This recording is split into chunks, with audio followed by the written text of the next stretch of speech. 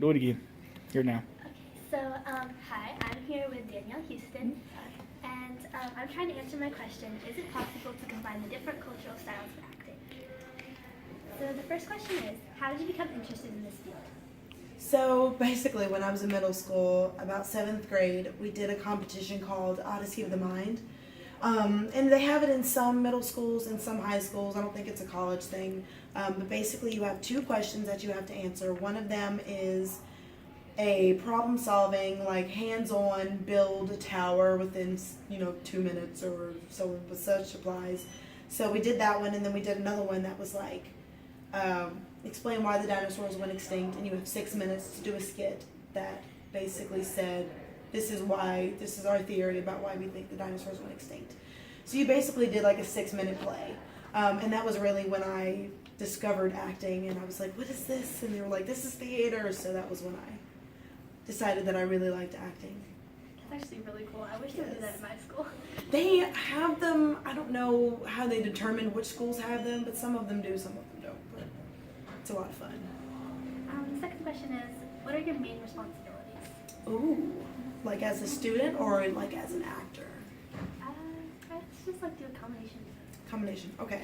Well, as a student here, I actually live off campus, so like I have to pay my own bills and I have to like get myself to school on time, and then class, of course, on time. So there's that. But as an actor, I think it's my job to, I would say, try to create truthful experience within false circumstances. So like it's my job to make whatever character I'm playing seem real. Like it's my job to bring like real experiences to that character, even though the play is fake, you know. Okay. Yes. What is a typical day or week like for you? Typical week is rehearsal, rehearsal, rehearsal. So I am actually in rehearsal every day except for Saturday. So Monday through Friday from 6 to 10, and we'll like warm up for an hour, and then we'll like go through and do some of the scenes or go like do a run through of the whole play. And then Sundays it's from about 12 to 4, and we do a lot of character work. So like our director will sit down and she'll say, what do you think this character is thinking about right here? Like, what is your character trying to get from the other character? So like goals and objectives. So we spend a lot of time like focusing on each individual person in the show. What do you like most about your career? Ooh, what do I like most about my career? I would probably say it's just a lot of fun. Like acting is just fun, you know?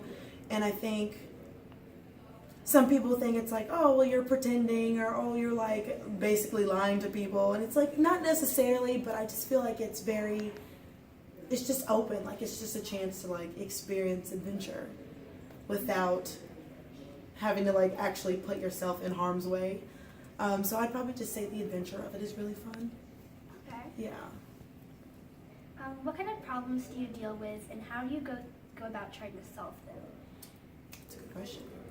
So with acting, I'd probably say some of the problems that I run into is like me bringing my own habits or like baggage or like the things that I do as Danielle into the roles. So like right now I'm playing Martha in the Children's Hour, and I sometimes find myself doing things that Danielle would do, but sometimes things Danielle would do is not necessarily things that Martha would do. So like separating the two sometimes is really difficult, but my director will be like, hey, do you realize you're doing this? Like this is a thing that you do every time you like don't know what you're saying that like Danielle does, but Martha might not do. So I think like separating the two of them can be really difficult sometimes. And how do you go about trying to solve that? Well, I think the first thing to solving it is just realizing that you're doing it. So once my director's like, hey, do you realize you're doing this? I'm like, you know what? Yes, I did realize I did this, so I'm going to start over. So it's just realizing that you do it and like it's habit, and then trying to change it from there. Yeah. What type of skills and values should one possess to be successful in your career? No, should one possess to be successful in your career? I would say being willing to go the extra mile, being hardworking, sincere. Sincerity is very important in theater because people don't want to see you play the idea of a character. They want to see you experience like what the character's actually going through. So I would probably say commitment, and just being willing to take a note and say like, hey, I realize that, I'm struggling with this, like, can I get some help? So like knowing what your strengths and weaknesses are, they're all definitely really important. Do you know, or what are the basics of traditional theater? Ooh, is that like... It's like basic, it has to do with my question. Like these next 6 are like questions that are gonna help me answer. Okay. So like when you talk about traditions of theater, do you mean... Like traditional as in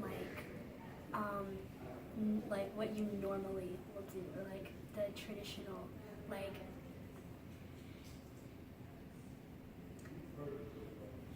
just like the main basics of like rehearsal? Okay. So what do I know? I know rehearsal is necessary. It's part of the process that like a lot of actors kind of don't like because it takes so much time, and it's kind of hard sometimes, and like you don't feel like acting every day, but it's one of those things where you have to embrace it, because I actually think some of your best work gets done in rehearsal, because then performing it is something else. Like you're not done whenever you do your performance. It's just part of the process that like the audience gets to see. So yeah, rehearsal is definitely pretty traditional, but it's necessary. So I've come to enjoy it more. Yes. Do you know anything about different styles of theater? If so, like, what do you think? Ooh, okay. So different styles of theater.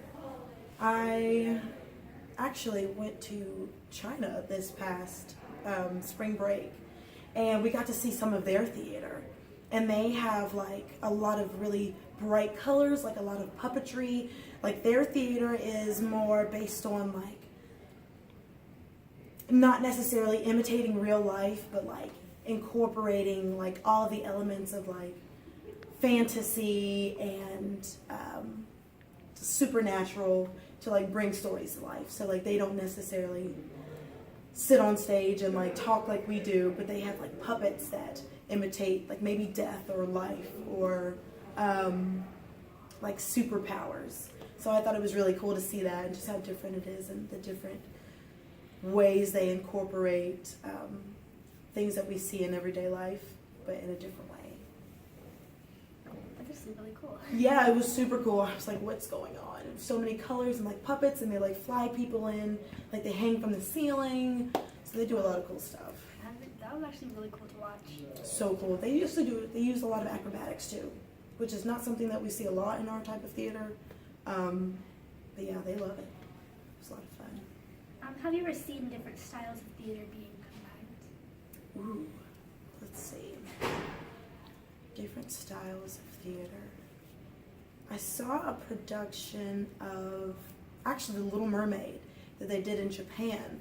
I saw like a recording of it, and they used like typical Chinese theater, but then like what we call traditional theater over here. So like they had people to, be like the main characters, Sebastian, Ariel, but then they also used puppets, and like they had a lot of the actors were like flying in from above, and like how they did the water was super cool. They like had fabric that they like had people moving.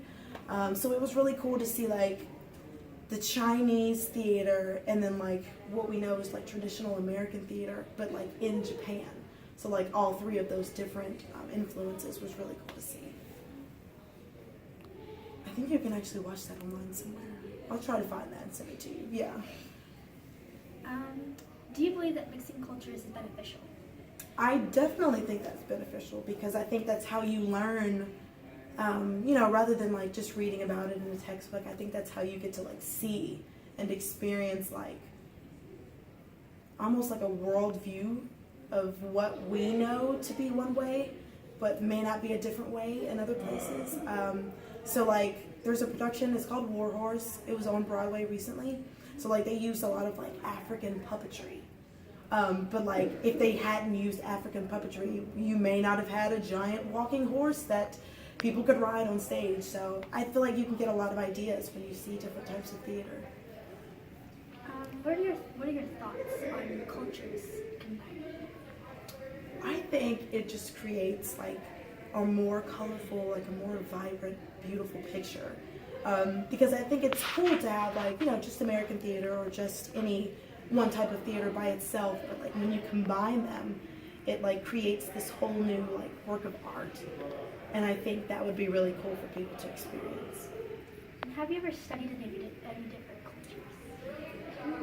Well, going back to China, I got to study there for a week. It wasn't long, but just being there and seeing how vastly different it is from here, like almost everything is different.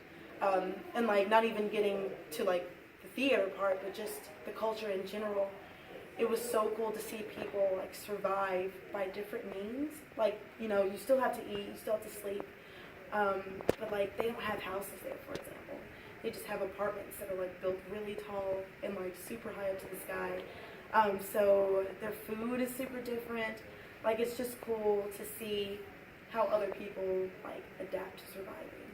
It's different from how we do. So that was a lot of information that actually really helped. Oh, good. Thank you. I hope I answered the questions. I like to talk and I rant sometimes, but I hope I got all of them for you. Well, thank you. Thank you. Yeah.